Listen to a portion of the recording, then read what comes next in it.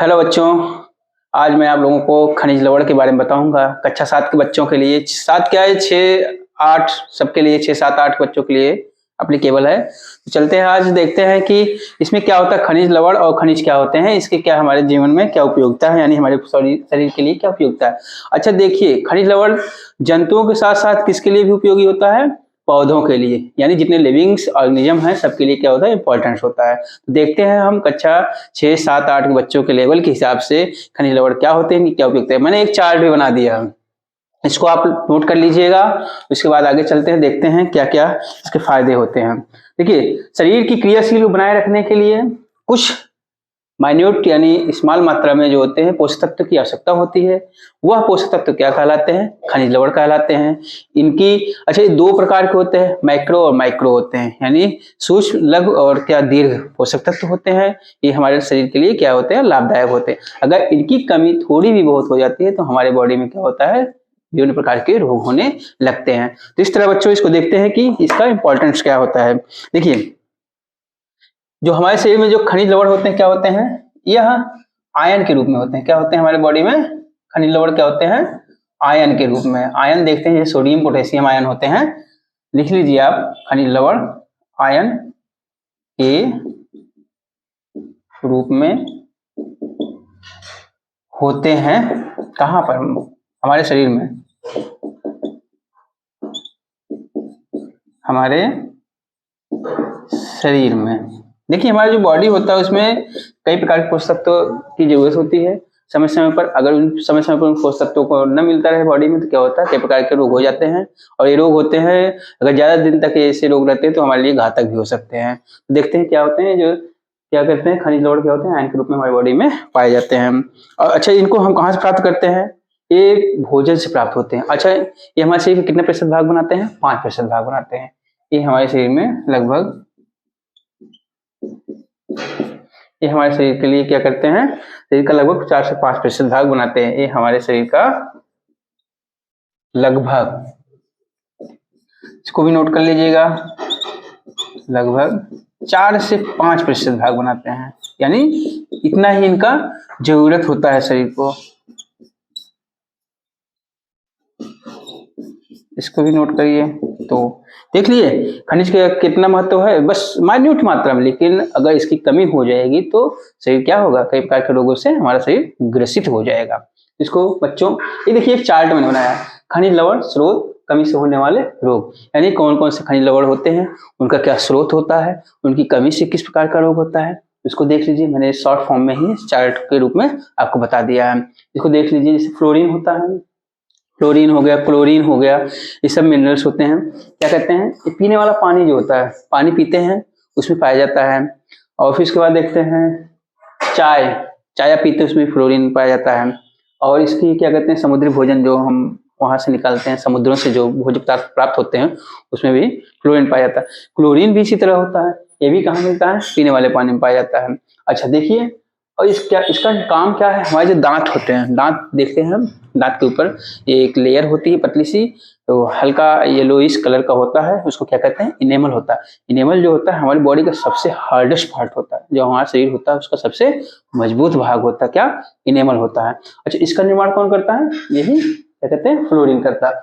अच्छा, अगर इनका कमी हो जाए तो जो दांत के इनेमल होते हैं क्या होते हैं, धीरे धीरे डिके होने लगते हैं, यानी धीरे धीरे क्षरण होने लगता है। जैसे आप देखते होंगे तवा होता है रोटी बनाने वाला, उसके नीचे की एक परत छोड़ता है तो धीरे धीरे क्या होता है, क्षरण होता है। ठीक उसी तरह हमारे दांत का इनेमल भी क्या होता है, क्षरण होता है। अच्छा, इसके बाद जब क्षरण हो जाता है तो हमारे दांत में क्या होता है, पानी लगने लगता है, चाय पीते वो भी लगने लगता है, गर्म पानी का लगना, ठंडा पानी लगना, बहुत झंझनाहट जैसे दांत में उत्पन्न होती है।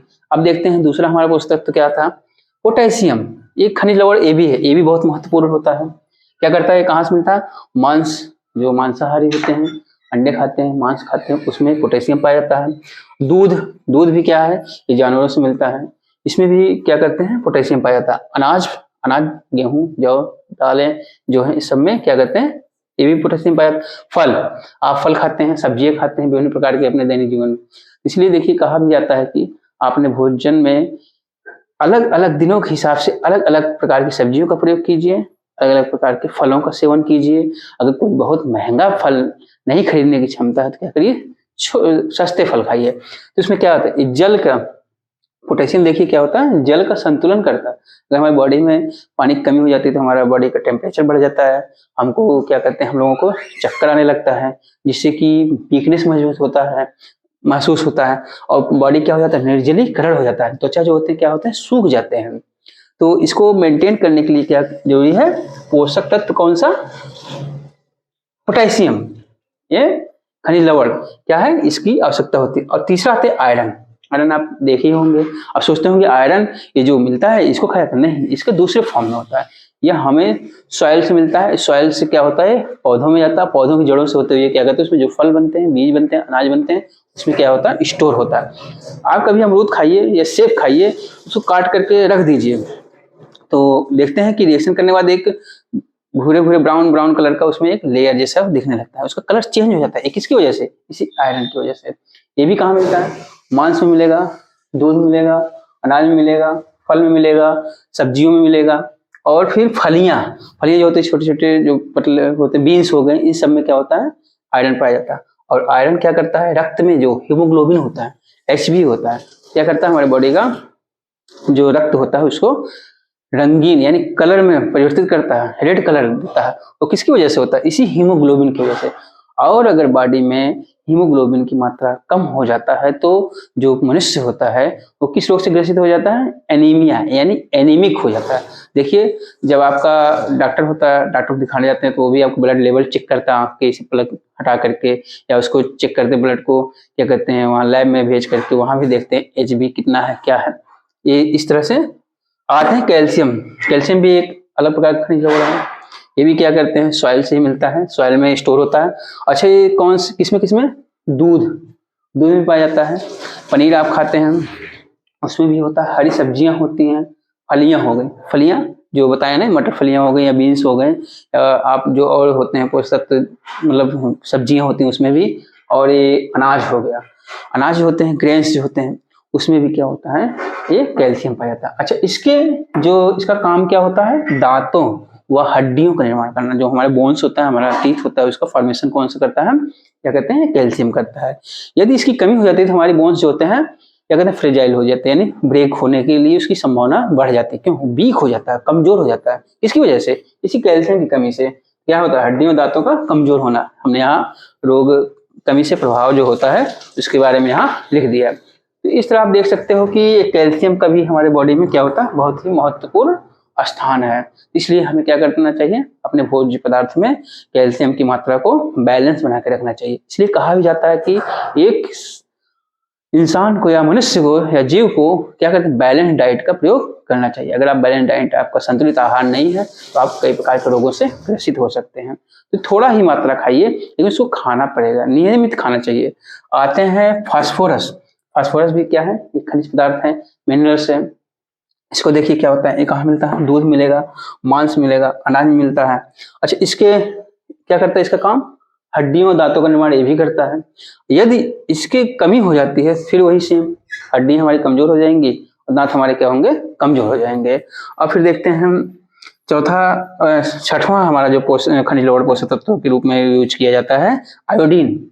आयोडीन से आप लोग परिचित भी होंगे, टीवी पे भी ऐड आता है, आयोडाइज्ड नमक का यूज कीजिए। तो ये सब का बड़ा क्या कहते हैं, हमारे शरीर के लिए बहुत ही इंपॉर्टेंट है। यदि यही ना मिले क्या हो जाता है, देखिए घेंघा रोग होता है, गोइटर जो होता है डिजीज। अच्छा, ये कहाँ से मिलता है आयोडीन, समुद्री जो एल्गी होते हैं यानी समुद्री भोजन होते हैं, उसमें भी क्या होता है, आयोडीन पाया जाता है। अच्छा, आयोडीन युक्त नमक में भी क्या कहते हैं, आयोडीन की मात्रा पाई जाती है।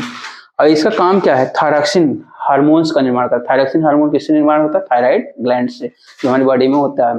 अच्छा, इसका काम क्या, अगर इसकी कमी हो जाती है तो क्या होता है, घेंघा रोग हो जाता है। घेंघा रोग में क्या होता है, जैसे देख रहे हैं, इसको क्या कहते हैं, बड़ा हो जाता है, बहुत भद्दा लगता है देखने में। इस तरह आप देखते हैं कि बॉडी में हमने जो जो खनिज लवण हैं उनका एक चार्ट बना दिया था। अच्छा, इसको सब आप लोग नोट कर लीजिए, फिर आगे चलते हैं, फिर हम बताते हैं फिर क्या जरूरत है खनिज लवण का।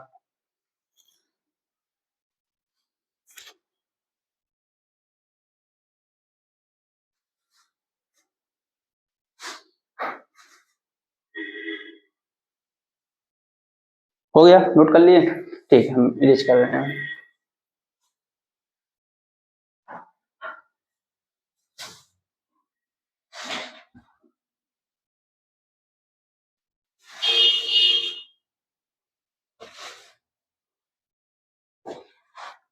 इसको नोट्स बना लेंगे और ये आपके परीक्षा में उपयोगी भी है।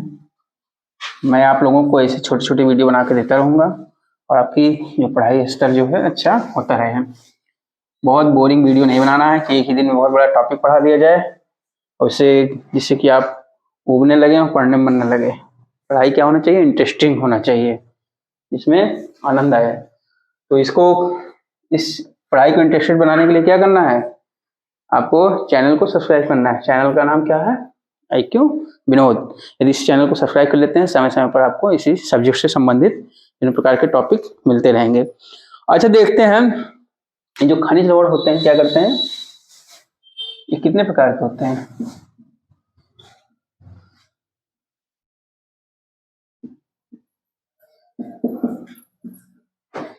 अब ध्यान दीजिए, देखिए ये खनिज लवण जैसे हो गया,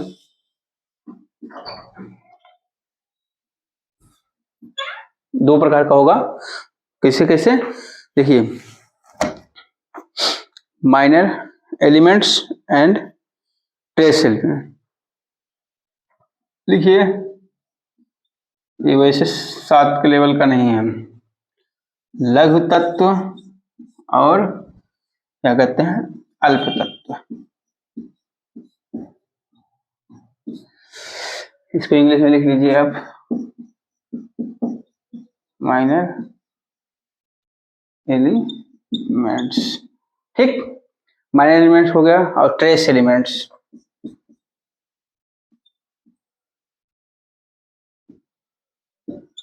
ये ट्रेस एलिमेंट्स हो गया।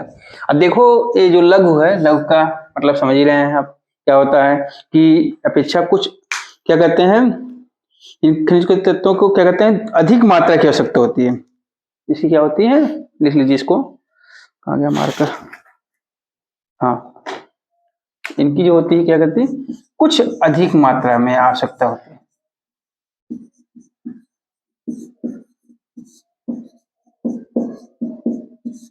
मात्रा में आवश्यकता होती है किसके लिए? बॉडी के लिए। इसीलिए क्या कहते हैं इसको, माइनर होता है। अभी जो होता अल्प जो होता है क्या कहते हैं, बहुत ही कम मात्रा में आवश्यकता होती है इनकी, बहुत ही कम मात्रा में आवश्यकता होती है किसकी? जो अल्प तत्व होते हैं।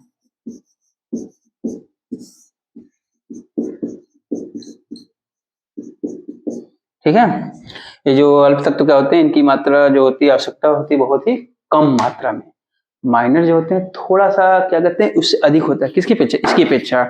अब देखते हैं हम, ये खनिज लवण हो गए, हमने चार्ट बना के बता भी दिया कि क्या कौन कौन से खनिज हमारी बॉडी के लिए आवश्यक हैं और उसकी कमी से कौन सा रोग होता है। इस तरह हम देखते हैं खनिज लवण के बारे में अध्ययन किए।